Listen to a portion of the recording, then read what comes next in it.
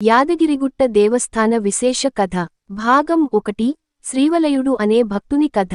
అనేక శతాబ్దాల క్రితం తెలంగాణ ప్రాంతంలో శ్రీవలయుడు అనే మహానుభావుడు నివసించేవాడు. ఆయన తపస్సు, భక్తి, ధర్మనిష్టలకు ప్రసిద్ధుడు.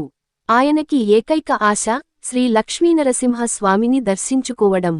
శ్రీవలయుడు నిత్యమూ శ్రీ నరసింహుని నామస్మరణ చేస్తూ ఓ భూమిని తవ్వుతూ తపస్సు చేసేవాడు. అనేక సంవత్సరాల తపస్సు తరువాత స్వామి నరసింహుడు ప్రత్యక్షమై శ్రీవలయుడిని ఆశీర్వదించి ఈ ప్రాంతంలోనే తాను నివసిస్తానని చెప్పారు. ఆ సమయంలో స్వామి 4 రూపాల్లో చతుర్ముఖ నారసింహ, గాంధర్వ నారసింహ, యోగ నారసింహ, ఉగ్ర నారసింహ దర్శనమిచ్చారని విశ్వాసం. భాగం 2 దేవుడి విగ్రహం ఆవిర్భావం. శ్రీవలయుడు చూపిన స్థలంలో ఓ పెద్ద గుట్టపై స్వయంభూ రూపంగా నరసింహ స్వామి అస్తిత్వంలోకి వచ్చారు. అప్పుడు ఆ గుట్టను యాదగిరిగుట్ట గా పిలవడం ప్రారంభమైంది. యాదవుడు అనే మరో పేరుతో శ్రీవలయుడిని పిలిచేవాళ్లు. అందుకే యాదవుడు ప్లస్ గుట్ట సమానము యాదగిరిగుట్ట అన్నది ఒక నామవాచకంగా స్థిరమైంది. భాగం 3 ఆలయ ప్రాధాన్యత. ఈ దేవస్థానంలోని నరసింహ స్వామి స్వయంభూ. ఈ ఇతర ఆలయాల్లో లేని విధంగా ఇక్కడ దేవుడు 3 రూపాల్లో భక్తులకు దర్శనమిస్తాడు.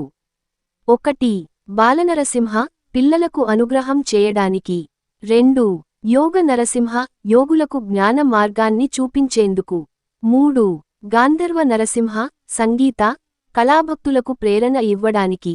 భాగం 4 కలియుగంలో భక్తులకు కలిగే ఫలితం. చాలా మంది భక్తులు తమ కోరికలు నెరవేరాయని నమ్మకంతో ఇక్కడ వ్రతాలు, అర్చనలు చేస్తారు. ప్రత్యేకంగా స్వామివారి కళ్యాణోత్సవం, బ్రహ్మోత్సవం, హనుమ జయంతి రోజుల్లో లక్షలాది భక్తులు వస్తారు. భాగం 5 ఆధునిక అభివృద్ధి. తెలంగాణ రాష్ట్రం ఏర్పడిన తర్వాత ముఖ్యమంత్రి కేసీఆర్ గారు ఈ ఆలయాన్ని విశ్వస్థాయిలో అభివృద్ధి చేయించారు. స్వామివారి ఆలయం విస్తరించి స్వర్ణతోరణం, రత్నాల అంకితాలు కలిగిన దివ్యాలయంగా మారింది.